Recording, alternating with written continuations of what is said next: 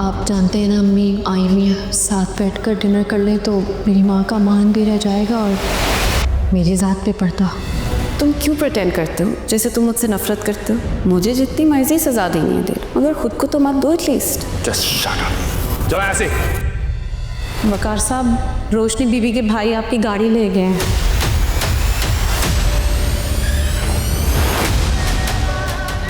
ये मामला इतनी आसानी से खत्म नहीं होगा वकार साहब।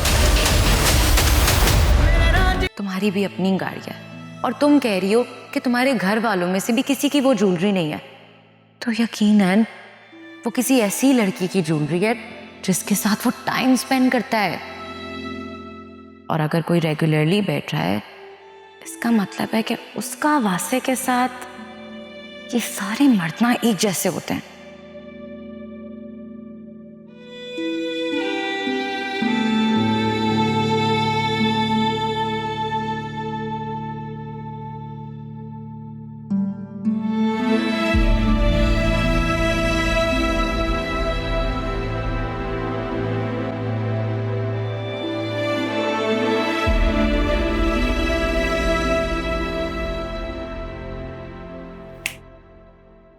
इधर का है वो तो क्या सोच रही है?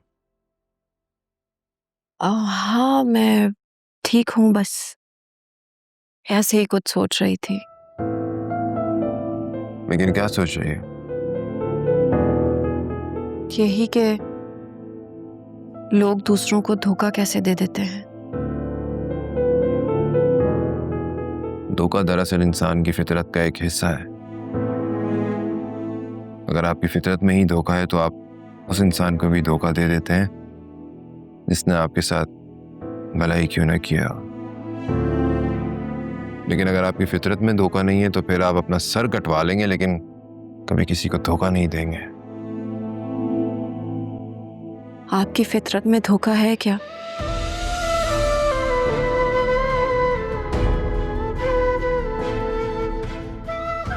ये कैसा सवाल है? ये मेरे सवाल का जवाब नहीं है। बात तुम्हारे सवाल के जवाब की नहीं है। बात यह है कि तुम्हें यह सवाल पूछने की जरूरत क्यों पड़ी। कुछ सवाल और कुछ काम बगैर जरूरत के भी किए जाते हैं। उलझा रही हो तुम मुझे। सुलझने के लिए उलझना जरूरी होता है। वो कहते हैं ना, एक बार फिर उलझना है तुमसे सब कुछ सुलझाने के लिए। मुझे तो लग रहा है कि इस वक्त तुम्हारा दिमाग काफी उलझा हुआ है। चलो नीचे चल के खाना खाते हैं। और हाँ, वो दादी कह रही थी कि आज के बाद रात का खाना हम रोजाना एक साथ टेबल पर बैठकर खाएंगे। आप चले, मैं बस आती हूँ। बहता है जो पलकों से वो आंसू ये कहता है, टूटे जो भरोसा तो बाकी क्या रहता है। इस दिल से जुड़े हैं जो वो रिश्ते निभाने को, मासूम सा ये एक दिल कितने गम सहता है। बेटे की जिंदगी में तो आई नहीं, अब आकर बैठ गई हैं मेरा दिमाग खराब करने के लिए। मम्मी,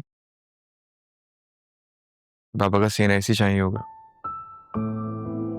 वो भाई कह रहे हैं यूनियन काउंसिल में उनके डेथ सर्टिफिकेट के लिए एप्लीकेशन देनी है। तुम्हारे बाबा के बेड की साइड वाली ड्रॉर में रखा है, वहां से ले लो।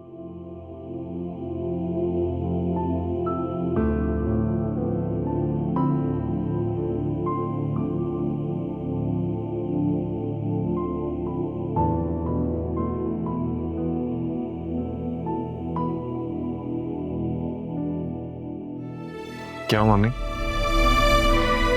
मूड क्यों खराब है? किसी ने कुछ कहा है? मुझे किसी ने क्या कुछ कहना है। तुम ये बताओ, तुम्हारी दादी वापस कब जाएंगी? No idea.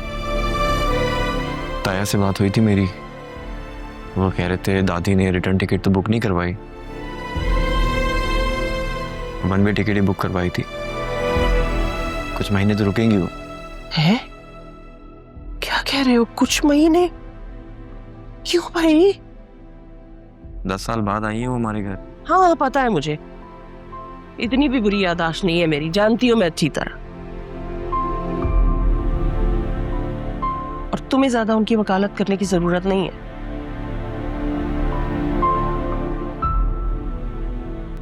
माँ के अलावा तुम्हें सबसे हमदर्दी है, सबसे प्यार है, पता है मुझे।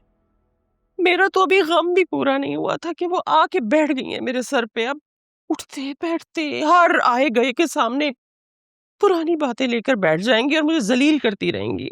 तो आप उन्हें शिकायत का कोई मौका ही नहीं दीजिएगा।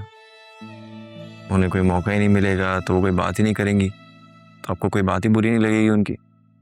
कर दी ना अपने बाबा वाली बात। मुझे समझा रहे हो कि मैं उन्हें शिकायत का मौका ना दूं। उन्हें समझाओ कि अगर शिकायत का मौका मिले भी ना तो नजरअंदाज करते हैं।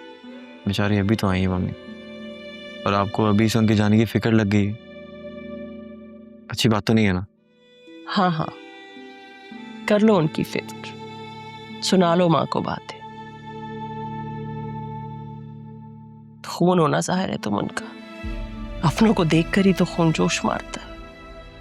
मेरा क्या है, मैंने सारी जिंदगी उनकी बातें सुनी है, मैं तुम्हारी भी सुन लूंगी अब। और वैसे भी मेरा शौहर तो इस दुनिया से चला गया, जो मेरी हर बात सुनता था, समझता था। शौहर के बाद तो वैसे भी औरत बेवा और बेआसरा ही हो जाती है।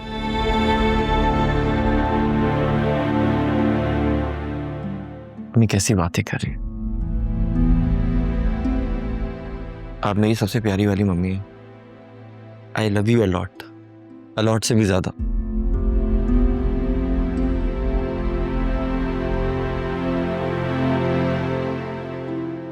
आपको मालूम है, बाबा के जाने के बाद उनके हिस्से का प्यार भी मैं आपसे करने लगा।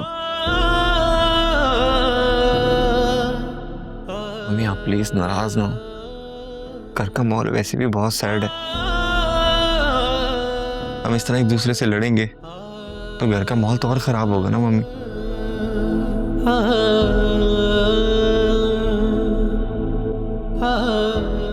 आए खाना खाते हैं, दादी वेट कर रही। मुझे नहीं खाना, मेरा पेट वैसे ही भर गया तुम्हारी बातों से। अच्छा सुने, खाना खा लें,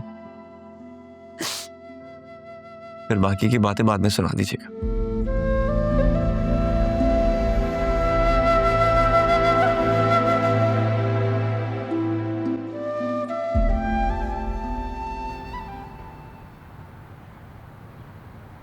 दादी आपको किसी भी चीज की जरूरत हो तो बिला झिझक आप मुझे बता सकती हैं।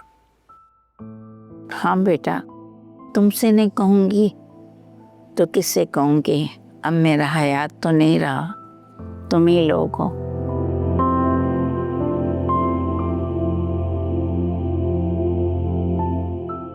हम तो आपके पास है ना? हाँ बेटा, खुश हो, शाद रहो तुम लोग।